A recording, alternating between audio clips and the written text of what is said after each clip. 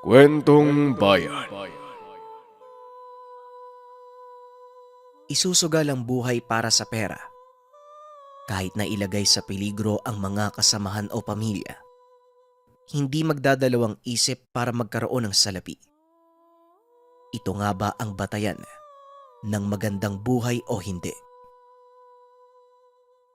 Ang kwentong ito ay hango sa totoong buhay.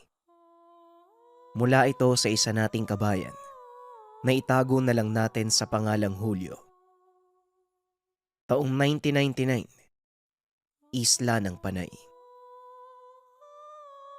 Huwag mong kalimutang inumin yung tsaa na gawa sa sampang. Kahit bago ka natulog, maganda ito nang mawala yung ubo mo at hingal. Bakit kasi hindi ka nalang maghanap ng bagong trabaho, apo? Delikado sa kalusugan mo na makalanghap ng abo mula sa usok ng uling. Wika ng manggagamot na si Lola Caridad. Kasalukuyang ginagamot si Julio. Edad 18 anyos. Mag-uuling ang trabaho ni Julio. Bukod sa ganitong gawain, wala nang iba pang alam ang binata para kumita ng pera. Ulila na sa ina, ama na lang at kuya ang kasama sa buhay. Lasinggero ang ama. Uuwi lang ito para saktan siya habang ang kuya naman wala ring pakialam sa kanya. Simula nang mawala ang ina dahil sa malagim na aksidente na naging dahilan ng pagbabago ng pakikitungo sa kanya ng ama at kapatid. Kaya para mabuhay nagsumikap siyang mag-uling. Hindi naman din nakapagtapos ang binata. Ang takbuhan naman ni Julio sa tuwing masama ang pakiramdam. Ang matandang si Lola Caridad. Bata pa lamang ito na ang gumagamot sa mga sakit at pilay. Kasi po, Lola Caridad, alam niyo naman pong wala akong hanap buhay, di ba? Isa pa, sa pag-uuling, hindi ko kailangang makisalamuha sa ibang tao. Hawak ko ang oras ko. Walang nagmamando sa akin. Wika ni Julio. Mahiyaing binata at takot humarap sa ibang tao. Nakatatak na sa isipan niya ang palaging sinasabi ng ama na wala siyang mararating sa buhay dahil mahina ang utak niya. Kaya nawalan ng kumpiyansa sa sarili ang binata. Alam mo, iha, sa buhay natin tayo ang gumagawa ng mga desisyon. Kapag sinabi mo sa sarili mo ng paulit-ulit na hindi mo kaya, ay talagang hanggang dyan ka na lang. Pero sa oras na sinabi mong mas may igagaling ka pa at balang araw aasenso ka rin, nakatepende sa'yo kung alin sa dalawa ang katotohanang paniniwalaan mo. Tandaan mo yan, Julia. Wika ng matanda habang tinatapik siya sa balikat. Hindi nagtagal umalis na ang binata sa tahanan ng manggagamot. Umuwi na sa sariling bahay. Hirap itong huminga. Mabilis mapagod kapag naglalakad dahil sunod-sunod na pag-uuling sa kabundukan. Dagdag pa na minsang inaabot siya ng malakas na ulan sa pag-iipon ng kahoy. Madalas ding natutuyuan ng pawis. Dahil dito, ilang araw na siyang hindi nakakapunta sa gubat at walang kita. Mabuti na lamang may naitabi siyang pera. Ito ang ginagamit niya sa pang-araw-araw. Nasa trabaho ang ama at sa susunod na buwan pa ang balik. Sa isip naman ng binata, naroon man o wala ang ama, walang pagkakaiba. Wala itong amor sa kanya at mas mainam pang mag-isa na lang sa buhay kesa tiisin ang araw-araw na pambubugbog. Tabo! Julia! Adya ka pa sa loob? May dala akong tinola, padala ng nanay. Wika ni Benji, kaibigan at kinakapatid ni Julio. Simula nang mawala ang ina, ang pamilya na ni Benji ang palaging tumitingin sa kalagayan ng binata. dahil alam ng ginang ang ginawa sa kanya ng ama. Ilang beses siya nitong inalok na doon na lamang manirahan. Subalit palagi itong tinatanggihan ni Julio. Para sa kanya mapapatawad din siya ng ama at balang araw babalik din ang kapayapaan sa tahanan. Ay naku, nag-abala ka pa, Benji. Pakisabi kay Ninang salamat ha, busog pa naman ako eh. Kakakain ko lang kina Lola Caridad. Nabutan kong nagluto ng ginataang langka eh. Wika ni Julio. Napansin naman ni Benji ang biglaang pagpayat ng kaibigan, kaya labis ang pag-aalala nito. Alam mo tol, mabuti pa itigil mo na yung pag-uuling mo. Hindi talaga yan makakabuti sa'yo eh. Ilang beses ka na bang nagkasakit dahil dyan? Puno na yata ng alikabok ng uling yung baga mo. Ang mabuti pa, sumama ka na lang sa pangangaso nila Teo. Ang alam ko darating sila dito sa Makalawa. Sakto, mataas magbayad yon. Lalo na kapag marami kayong nahuli. Tugon ni Benji. Sinabi naman ni Julio na pag-iisipan niya ang alok ng kaibigan. Ayaw din niya na merong ibang tao sa paligid na kailangang kausapin. Ngunit iniisip niya nang itigil ang pag-uuling. Isa pa, sa tagal niya sa gubat, nahasa na rin ang galing niya sa pangaso at paglatag ng mga bitag. Kinagabihan, habang umiinom ng tsaa mula sa manggagamot, napaisip si Julio, paano kaya kung subukan niyang sumama sa pangaso? Gagamitin niya ang kita para makabili ng kahit 2 perasong baboy at mga sisiw. Mag-aalaga na lang siya ng mga hayop na pwedeng pagkakitaan. Isa pa, malawak naman ang lupa kung saan nakatirik ang bahay. Nang sunod na Martes, muli siyang dinaanan ni Benji at sinabing nakauwi na si Tio Gregor. Gusto siyang makausap kung interesadong sumama sa pangaso. Kadalasan itong hinuhuli ay mga baboy ramo, mamahaling ibon, unggoy at usa. Palipat-lipat lamang ito ng bayan. Ilegal na gawain kaya kapag nag-init ang mga mata ng otoridad, lumilipat lamang ng gubat. Hindi ito totoong tsuhi ni Benji. Tiyo lamang ang tawag niya dahil niligawan nito ang ina. Julio, nasabi sa akin ng pamangkin ko na kabisado mo ang kagubatan. Tamang-tama. Dito kami mamamalagi ng grupo sa susunod na 2 linggo. Baka gusto mong sumama sa aming mga aso. Bibigyan kita ng porsyento sa bawat hayop na makukuha natin dito. Ano sa palagay mo? Alok ni Tio Gregor. Balbas sarado ito. May takip ang isang mata. Marami din itong peklat sa katawan at braso. Naisip ng binata na mahirap tanggihan ang alok sa kanya, lalo na't malaking pera kapag nagkataon. Matutupad na ang pangarap niyang babuyan at manukan. Sige po, sasama ako at isa pa. Gusto ko na ding tumigil sa pag-uuling eh. Huwag ko kayo mag-alala. Parang pangalawang tahanan ko ang gubat. Kabisado ko ang bawat sulok. Tugon ng binata.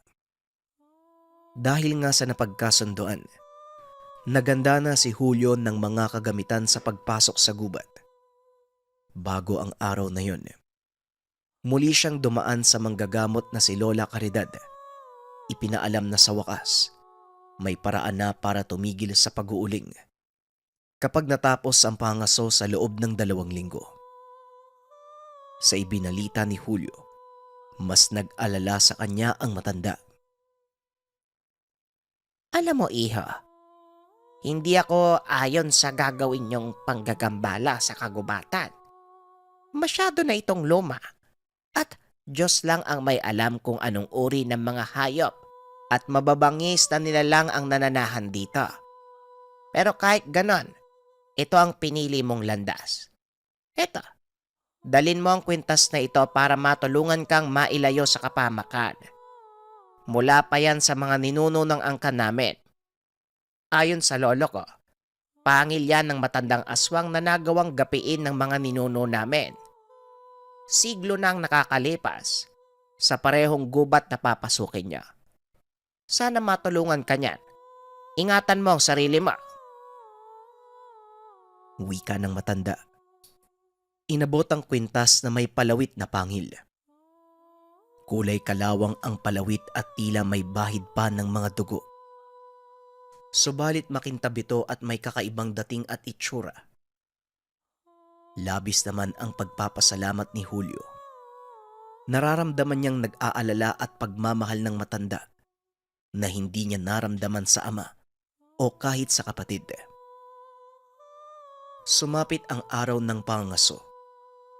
Kagaya ng usapan, naghintay lang si Julio sa bukana ng kakawyan. Bukod sa kanya at kay Tio Gregor, may 4 pa silang makakasama na kasabay na dumating ni Gregor sa baryo. Nakita niya ang mga kagamitan nito. Halatang biyasa sa gagawing hakbang. Mabuti naman at nagpakita ka. Ang buong akala ko, uurong na ang buntot mo eh. Ang mabuti pa, mauna ka na. Ipasyal mo kami sa loob ng sinasabi mong ikalawa mong tahanan. Wika ni Tio Gregor, na tila nang aasar pa. Blanko lang ang mukha ni Julio. Tila hindi naintindihan ang biro ng lalaki. Nagsimula na ito papasok sa kakawyan at pinangunahan ang grupo. Magagaling ang mga kasamahan ni Tio Gregor. Alam nila ang mga marka ng mga hayop sa puno at alam din nila kung saan ang pinakamagandang parte upang mailatag ang mga bitag. Ayon kay Gregor, walang ibang gagawin si Julio kung hindi sumama at gabayan sila sa loob ng kakawyan para mabilis ang pangaso. Ganun naman ang ginawa ng binata. Nakamasid. Inaaral ang mga bagong kaalaman sa pangaso mula sa mga veteranong kasama. Hindi nagtagal. Nakahuli ang mga ito ng ibon. Meron ding baboy ramo na kumagat sa bitag. Ngunit wala pa doon ang hinahanap ng grupo. Habang naglalakad si Julio sa mga nailatag na bitag, narinig niya ang 2 sa mga kasamahan nag-uusap tungkol sa totoong pakay nila sa gubat na iyon. Ang mailap at misteryosong aswang na napabalitang matagal nang naninirahan sa gubat. Ayon pa sa mga ito, kung sakaling mahuli nila ang aswang, tiyak ang pagyaman nila dahil dadami ang parokyanong interesado at handang magbayad ng malaking pera sa oras na makahuli ng buhay at totoong aswang. Nangamba naman si Julio sa narinig. Matagal na itong naninirahan sa baryong iyon, ngunit wala naman siyang nabalitaang sinalakay o pinatay ng aswang sa gubat. Hindi niya lubos maisip na ang kakawyan kung saan siya madalas natutulog sa itaas ng mga puno, tahanan din pala ng kinakatakutang aswang. Nahuli naman siyang nakikinig ni Mang Gregor. Bata, anong ginagawa mo? Hindi ka ba naturuan ng mga magulang mo na huwag makikinig sa usapan ng matatanda? Hala sige, doon ka na. Dito na tayo magpapagabi sa gubat nang mabantayan ang mga bitag natin. Wika ni Gregor. Nakayukong sumunod ang binata. Pumunta sa lugar kung nasaan ang mga kagamitan. Malapit na sila sa pusod ng gubat. At kahit magpaputok pa sila ng baril, walang makakarinig.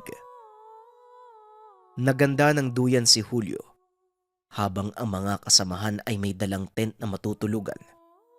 Bandang 4:00 ng hapon, tumigil na sila sa pangaso at bumalik na sa lugar kung saan magpapahinga. Kinagabihan, ilang ligaw na itik at mga malalaking paniki ang nahuli.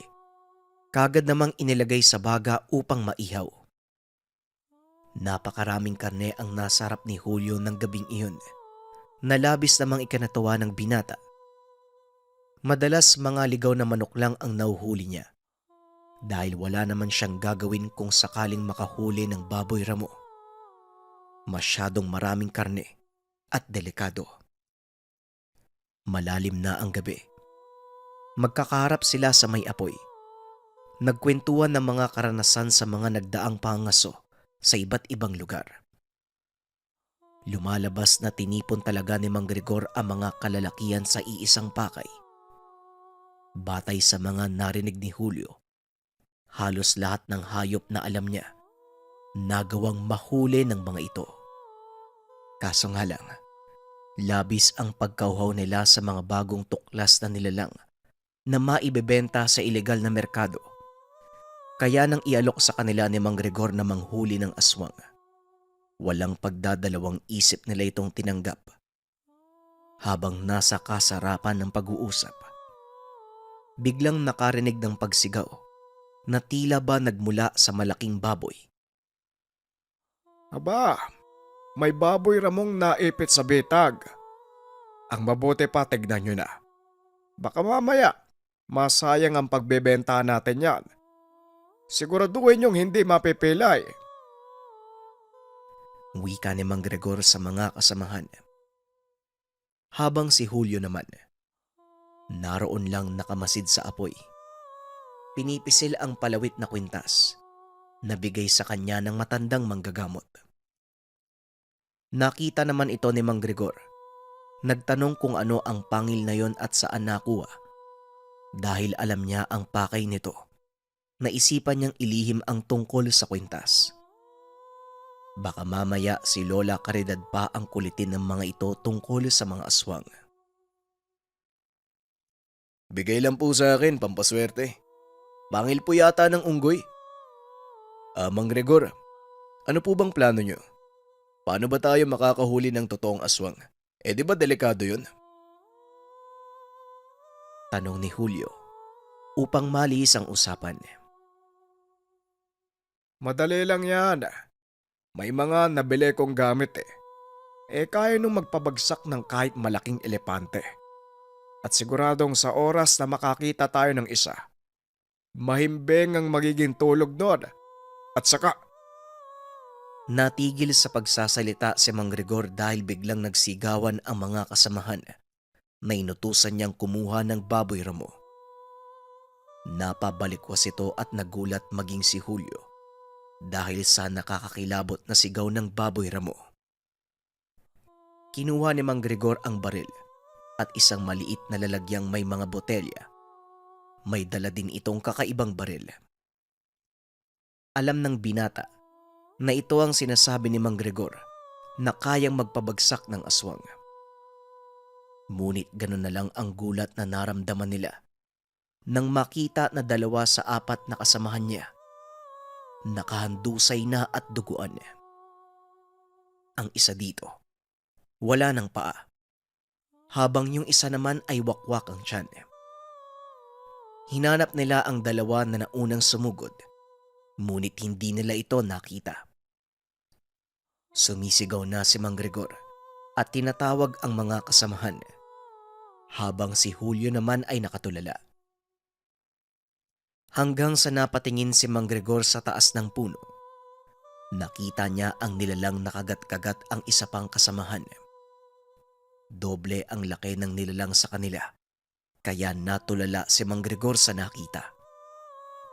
Ngunit nang maramdaman ni Mang Gregor ang pagpatak ng dugo sa kanyang balikat, mabilis nitong kinuha ang baril at ipinutok sa nilalang. Natamaan niya ang aswang. Kargado ito ng pampatulog, kaya sa oras na bumaon sa laman ng nilalang, mabilis namang gagapang ang gamot. huwag kang tumunga nga dyan. Akin na yung lambat. Bilisan mo! Wika ni Mang Gregor. Maya-maya pa dumating na rin ang isa pa sa kasama nila. Silang 3 na lang ang natitira. Sa wakas, akin ang tropeyo. Makikilala ko sa mundo dahil sa nilalang na ito. Siguradong milyon ang magiging halaga Sa oras na mahuli ko to. Wika ni Mang Gregor. Nagulat si Julio na sumabay din sa pagtawa ang isa pang kasamahan. Sa tingin niya nababaliw na ang dalawa. Sa wakas mo, mayaman na tayo. Makakapagpahinga na ako sa nakakapagod na buhay natin. Wika ni Baldo. Ang tanging nakaligtas sa 4 na kalalakihang dinumog ng aswang. Nang maigapos ang nilalang, pinagtulungan nila itong ilabas sa kakawyan. Habang naglalakad panay naman ang kwento ni Baldo sa mga plano, sa oras na makuha ang parte kapag naibenta na ang aswang. Tanaw na nila Julio ang labasan ng gubat. Ilang metro na lang nasa bukana na sila ng baryo. Biglang huminto si Mang Gregor at humarap sa kasamahan. Huwag kang mag-alala, Baldo. Ito na ang huli mong pagod sa pagsama. Makakapagpahinga ka na. Wika ni Mang Gregor, kasabay ng pagpapaputok ng baril sa noo ni Baldo. Walang buhay na bumagsak sa lupa si Baldo. Marahang hinila ni Mang Gregor pabalik sa kakawyan at sinindihan ng katawan. Natulala si Julio sa nasaksihan. Alam ng binata na siya na ang susunod. Subalit hindi niya magawang kumilos dahil sa labis na panginginig ng tuhod. Pasensyahan tayo, bata, ha? Ako lang ang pwedeng makinabang sa hayop na to eh. Ngayon, may 2 kang pagpipilian. Hilahin yung aswang o isusunod kita kay Baldo. Mamili ka. Wika ni Mang Gregor. Alam niya sa sarili, kahit ano ang pagpilian ay papatayin pa rin siya. Kita sa mga mata ni Mang Gregor ang pagiging ganid, lango sa tagumpay. Subalit isang bagay ang nakapagpabaliktad ng lahat. Naisip ni Julio na mas malaki ang tsansa niyang mabuhay sa oras na mapakawala ng aswang. Habang kinukuha ni Mang Gregor ang mga kagamitan, mabilis na kinuha ni Julio ang matalas na itak. Kagad niyang hiniwa ang lubid upang makawala ang aswang. Mataas na uri ng gabunan ang nahuli nila. Pagkaharap ni Mang Gregor, matalim na kuko ang bumaon sa sikmura niya. Tumagos hanggang sa likuran. Kagad na kinagat ng aswang ang ulo ng lalaki. Matapos nun nabaling ang atensyon nito kay Julio na nakatayo lang at hindi magawang gumalaw. Nakatulala ang binata habang pinagmamasdan ang nilalang. Matalino ka. Kung nagkataong nailabas ako ng taong to, doon na matatapos ang kasunduan na napag-usapan ng mga ninuno namin at ninuno nyo. Pasalamat ka. Pamilyar ako sa amoy mo dahil ilang ulit ka nang nagpapabalik-balik sa gubat. Yang suot mong kwintas, yan ang sagisag ng tapat naming pagsunod sa kasunduan. Iniiwasan naming atakihin ang mga kabaryo nyo. Ingatan mo yan. Siguradong maraming bagay pang may tutulong yan sa'yo. Naway magsilbi din itong babala sa inyo at sa mga nagtatangkang guluhin ang katahimikan ng gubat. Mag-iingat ka, kaibigan. Nanlaki ang mga mata ni Julio. Kung nagkataong natakot siya at pinangibabawan ng takot na sumunod kay Mang Gregor, buhay ng mga kabaryo ang kabayaran. Dahil din sa suot niyang kwintas, wala namang masamang ginawa sa kanya ang aswang. Naglakad lang ito pabalik sa kakawyan at hila ang katawan ng walang buhay na si Mang Gregor. Nang makabalik sa baryo, tulala ito at nanghihina. Nang tanungin naman nila Benji kung nasaan ang chewing, sinabi na lang ng binata na iniwan siya ng mga ito at hindi na natagpuan pa sa kakawyan matapos silang habulin ng malaking nilalang. Kinabukasan, binalikan nito ang lugar kung saan nila naiwan ang lahat ng kagamitan. nakuha ni Julio ang bag ni Mang Gregor na naglalaman ng mga pera. Itinago niya ang mga baril, maging ang mga mahalagang gamit ng mga kasama. Inilihim niya ang lahat at ibinaon na lang sa limot. Nagpa siya si Julio na mag-umpisa ng bagong buhay. Bumukod ito ng tahanan, nanirahan sa bahay ni Lola Caridad. Nawala na siya ng pag-asa na magkakaayos pa sila ng ama. Simula nang mangyari yun, malaki ang pinagbago sa buhay ni Julio. Hanggang sa ngayon, dala pa rin niya ang bigay ni Lola Caridad na pangil ng aswang. Ang kwentong ito ay hango sa totoong buhay. Mula ito sa isa nating kabayan na itago na lang natin sa pangalang Flor. 1998, probinsya ng Siquijor. Alas 5 pa lang ng umaga, abala na si Flor sa paghahanda ng mga damit na dadalhin. Sa araw na iyon, pupunta silang mag-ina sa fiesta sa kabilang baryo. Doon na din sila magpapalipas ng isang gabi upang masulit naman ang pagdayo.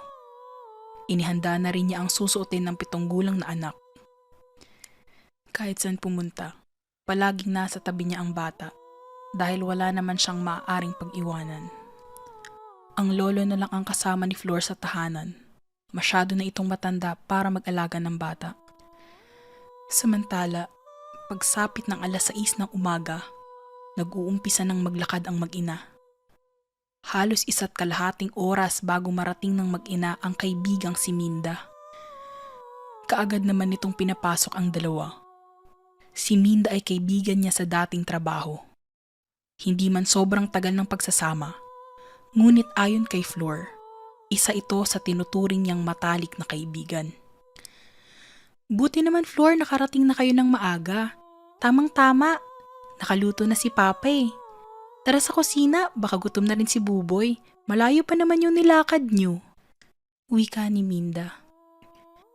Kaagad namang sumama ang mag-ina sa kusina. Nakahain na ang pagkain sa mesa. Labis na pagkatakam ang naramdaman ni Flor. Napakasarap tignan. Maging ang amoy ay mabango rin. Natuwa naman ang pamilya ni Minda dahil sa naging reaksyon ni Flor. Maging si Buboy, ganado din sa pagkain. Nang matapos, lubos namang nagpasalamat ang mag-ina. Nakatulog naman si Buboy pagsapit ng tanghali, habang si Flor at Minda nanatili sa bakuran.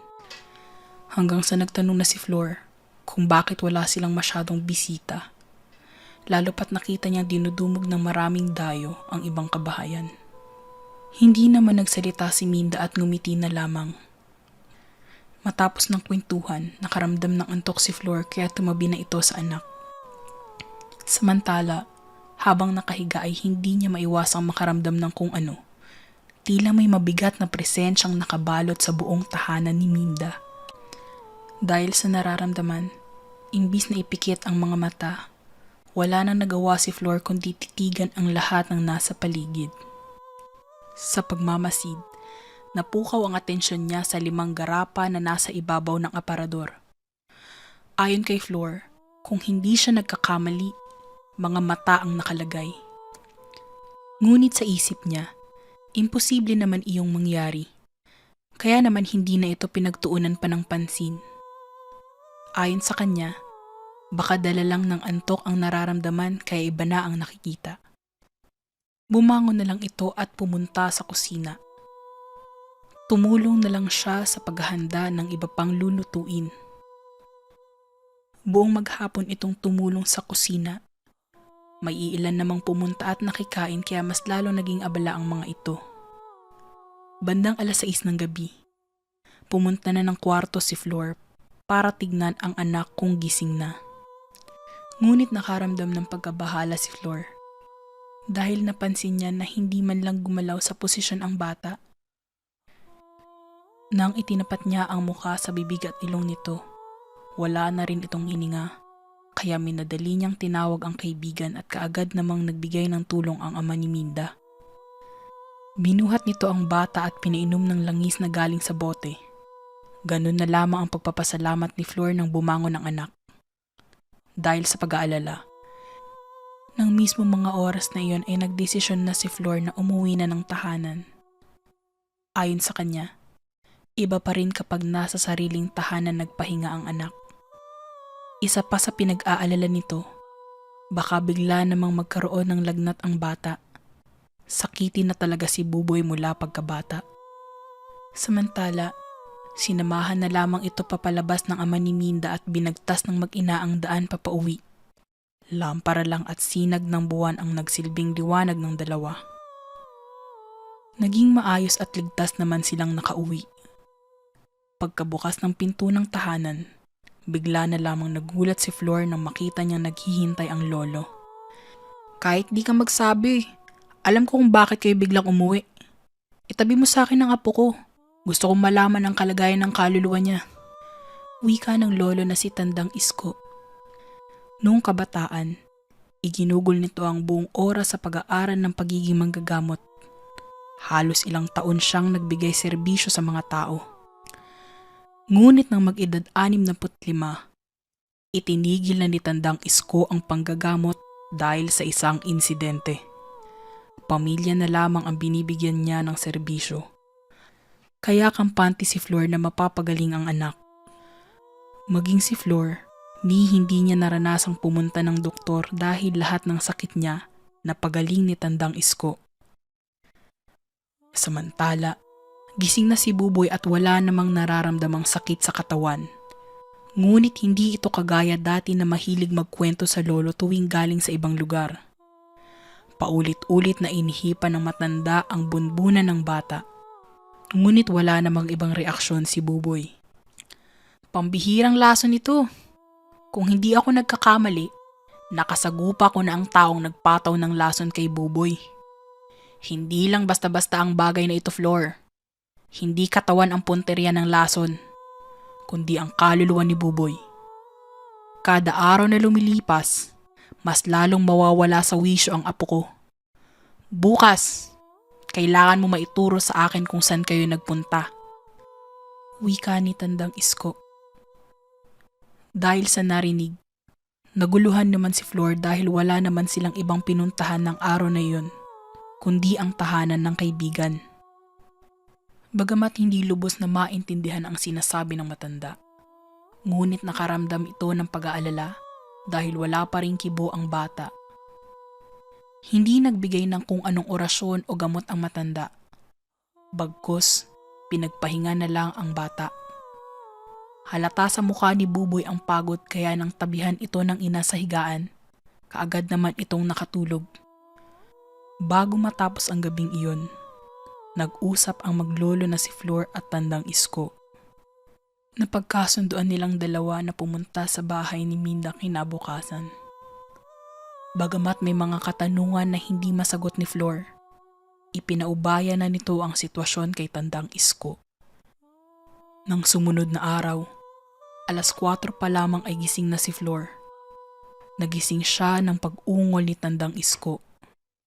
Nang tignan niya sa kwarto ang matanda, naabutan ni Flor na napakataas ng lagnat nito. Kaya nagmamadali itong kumuha ng maligamgam na tubig at pinunasan ang buong katawan. Ngunit umalma ang matanda at ipinaubot na lang ang isang inaamag na ugat na nakalagay sa sisidlan. Pagkakuha ng matanda, kaagad niya itong inipit sa ilalim ng dila. Matapos iyon ay pinabalik na si Flor sa pagbabantay kay Buboy. Buong maghapon na inaasikaso ni Flor si Buboy at Tandang Isko. Pareha silang inaapoy ng lagnat. Ngunit ang napansin ni Flor, palagi lang nakatitig sa kawalan si Buboy. Hanggang sumapit ang 6:00 ng hapon, nakaramdam ng pagbuti ng pakiramdam si Tandang Isko. Ngunit kabaliktaran naman si Buboy. Halos hindi na ito nakakakilala at nagbibigkas ng mabigat na salita maging sa ina. Noong mga unang pagkakataon, hinahayaan lang niya ito. Ngunit nang mapansin ni Tandang Isko na nag-uumpisa ng magbanggit ang bata na may sakaliwang mga lingwahe, kaagad nitong pinaghanda si Flor at pagsapit ng 8:00, Kahit madilim na ang daan, matyaga nilang pinuntahan ang tahanan ni Minda. Habang naglalakad ang dalawa, naitanong ni Flor kung hindi ba kayang si Tandang Isko na lang ang gumamot sa apo. Hindi gagana ang anumang gamutan sa kalagayan ng anak mo. Ang nagpataw lang ng lason ang may kakayahang bawiin ito. Lalo pat kaluluwa ang pinagtatangka ang agawin ng mga nilalang. Wika ng matanda. Dahil sa narinig, hindi na tumugon si Flor. Bagkus nagmadali na lang sa paglalakad. Samantala, nang makarating sa tahanan ni Minda, sarado na ang pinto ng bahay. Ganun na lang ang gulat na naramdaman ni Flor nang sipain ni Tandang Isko ang pinto. Hindi naman inaasahan ni Flor ang susunod na nangyari. Pagkabukas ng pinto, kitang-kita niya mismo na nakaabang ang ama ni Minda. Bukod sa nakatitig kay Tandang Isko, iba na rin ang itsura nito. Galing sa kayumangging balat, naging purong itim ito at puno ng buhok ang buong katawan. May matutulis na kuko at pulang mga mata. Ngunit nakikilala pa rin dahil walang pinagbago ang muka. Samantala, iniabot na ni Tandang Isko kay Flor ang bata. Walang ano-ano'y nagpalipad ito ng tigalpo. Ngunit wala itong epekto sa ama ni Minda. Patuloy lang sa paghalakhak at dahan-dahang lumapit kay Tandang Isko. May ibinubulong ito sa tenga ng matanda. Walang pagdadalawang isip na ibinaon ni Tandang Isko ang hinugot sa bulsa na kung tawagin ay apog na binabalot ng 3 pinagpatong na buyo sa bibig ng nilalang. Hindi naman ito mailuwa ng nilalang dahil nakatakip ang 2 kamay ni Tandang Isko sa bibig nito. Hindi na rin nakapanlaban at mahahalata sa katawan ang panghihina. Hindi na pinalampas pa ni Tandang Isko ang pagkakataong iyon. Gamit ang nakuhang lubid, itinali nito ang mga kamay at paa ng nilalang.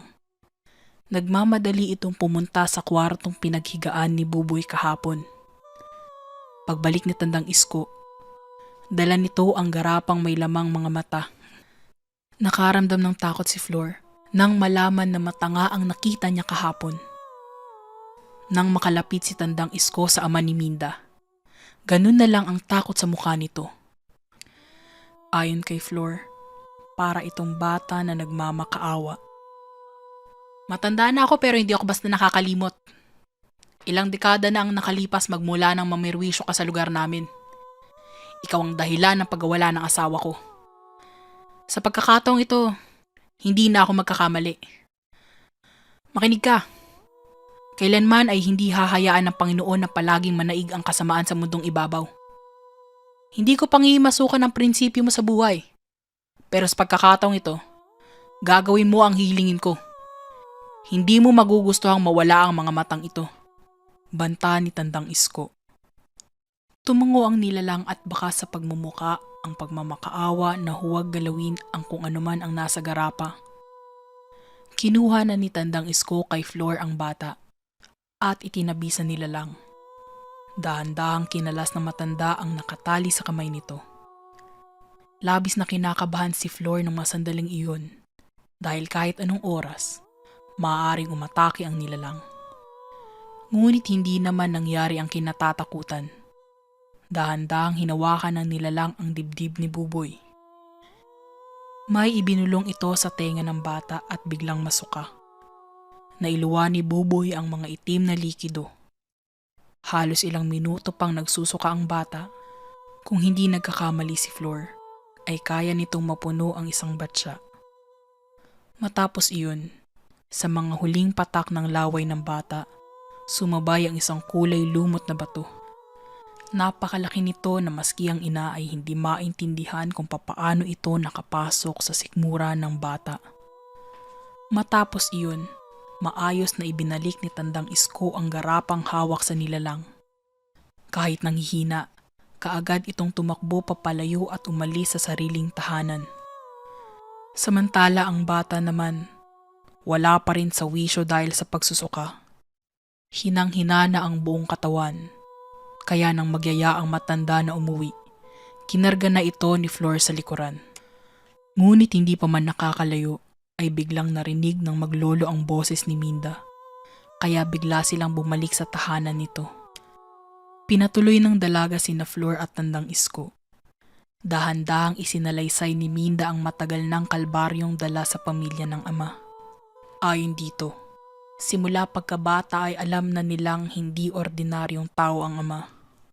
Malinaw rin sa kanya na isa itong mangingilo dahil siya mismo ang nakakita ng mga ginagawa nito. Ni isa sa kanila, maging ang sariling ina, ay hindi magawang pigilan ito dahil hindi nagdadalawang isip ang ama na magbuhat ng kamay kanino man. Dahil dito, humingi ng pasensya si Minda sa kaibigan. Hindi niya inaasahang pati ang walang kamuwang-muwang na bata ay magiging biktima ng ama. Sa kagustuhang maliwanagan sa ibang katanungan, naitanong ni Minda kay Tandang Isko ang patungkol sa loob ng garapa. Ang mga bagay na yun ay totoong mga mata ng tao. Ang mga taong iyon, lahat sila, biktima ng tatay mo. Nakagawian niya ang pangongolekta ng mga mata ng sino mang biktima. Dati pa man, kilala ko na siya dahil kung hindi ako nagkakamali, ang tatay mo ang dahilan ng pagkamatay ng asawa ko. Paliwanag ni Tandang Isko. Dahil sa narinig, bigla namang nabanggit ni Minda na batid niya kung saan iniimbak ng ama ang mga bangkay ng biktima. Hindi naman nagdalawang isip ang matanda na sumama, kaya naiwan sa loob ng tahanan ang mag-inang si Flor at Buboy. Halos 1 oras ang itinagal ng dalawa, kaya nakatulog na rin sa kinauupuan si Flor, habang nasa tabi naman ang nakahigang anak. Sa muling pagbalik ng dalawa, diretsong nagyaya si Tandang Isko na umuwi na ng tahanan. Bagamat malalim na ang gabi, hindi na nagpapigil pa ang matanda. Nang makarating sa tahanan, kaagad nang nakatulog ang pamilya dahil sa pagod na naramdaman ng buong katawan. Nang sumunod na araw, ganun na lamang ang pagkabigla ni Flor nang makakita ng isang tricycle sa tapat ng tahanan. Pasensya na apo, pero kinakailangan niyo munang umalis ng lugar. May mga bagay lang akong kailangan gampanan. Inabisuhan ko na ang tiyahin mo sa karatig probinsya. Siya na ang makakasama niyo doon at doon na kayo titira magmula ngayon. Alagaan mo si Buboy dahil napakatalinong bata niyan. Mag-iingat kayo. Wika ni Tandang Isko. Kahit ano pang tanong ni Flor sa lolo, hindi na ito pinabulaanan pa ng matanda. Wala na rin itong nagawa kundi mag-ayos at mag-impake ng mga gamit ng anak. Nang mismong araw na iyon, lumuwas ng probinsya ang mag-ina. Hindi man gaanong maintindihan ang nangyayari, ngunit malaki ang tiwala ni Flor sa lolo. Naging maayos naman ang buhay nila sa bagong tahanan. Walang naging problema dahil mabuti ang tiyahin. Nakabalik na rin sa dati ang kalagayan ng bata, ngunit wala itong patid sa paghahanap kay Tandang Isko. Dahil ilang buwan na ang nakalilipas magmula ng lisanin ang matanda, isang araw, bumalik sa dating probinsya ang mag-ina. Araw ng Lunes, 9:00 ng umaga na makarating ang dalawa sa lugar. Sa muling pagbalik sa tahanan ni Tandang Isko, naabutan nilang bukas ang lahat ng pinto. Hindi ito madalas na gawin ng lolo kaya naman nagtaka si Flor. Dahan-dahan itong pumasok ng tahanan at ganun na lamang ang pagkabigla nang makitang naglilinis doon ang kaibigang si Minda. Kaagad naman na yumakap ang dalaga kay Flor at ibinahagi ni Minda ang buong pangyayari simula ng lisanin ni Flor ang lugar. Ayon dito, ang mismong araw ng paglisan ng mag-ina sa lugar ay siya ring araw ng huling buhay ni Tandang Isko. Hindi na lubos na naidetalye ni Minda ang mga pangyayari dahil mismong siya hindi naman harapang nakita ang mga naganap. Nalaman na lang ng lahat ng kumalat ang balita na nakitang wala ng buhay ang matandang si Isko. Malapit sa tahanan nila Flor, natagpuan ang labi ni Tandang Isko at ama ni Minda. Dagdag pa nito, nang gabing sinamahan ang matanda sa mga bangkay ng nabiktima ng ama, nakumpirmang isa nga sa mga labi ay katawan ng asawa. Ang mga bangkay na tinatago ng nilalang ay hindi kailanman maaagnas. Ayon kay Minda, Baka iyon ang rason sa muling sagupaan ng dalawa. Dahil sa mga narinig, hindi naman malaman ni Flor ang gagawin at mararamdaman. Matapos na maibahagi ni Minda ang lahat, nagpasama ito sa libingan ng lolo at buong maghapong nanatili ang mag-ina sa puntod ni Tandang Isko. Magmula ng araw na yun, nang lubos na naintindihan ni Flor ang sitwasyon, nagpa siya itong muling manirahan sa tahanan ni Tandang Isko at hindi na muli pang bumalik sa tiyahin. Ayon sa kanya, kahit ano paman ang mangyari ay patuloy niyang pangangalagaan ang mga naiwang gamit ng lolo. Ngunit tuwing nag-iisa, naluluha na lamang si Flor dahil hindi man lang niya nakasama ang matanda sa mga huling sandali nito. Ngunit gayon paman, laking pasasalamat ng mga tao sa matanda dahil ito na lamang ang tumuldok sa manlalason ng Sikihor.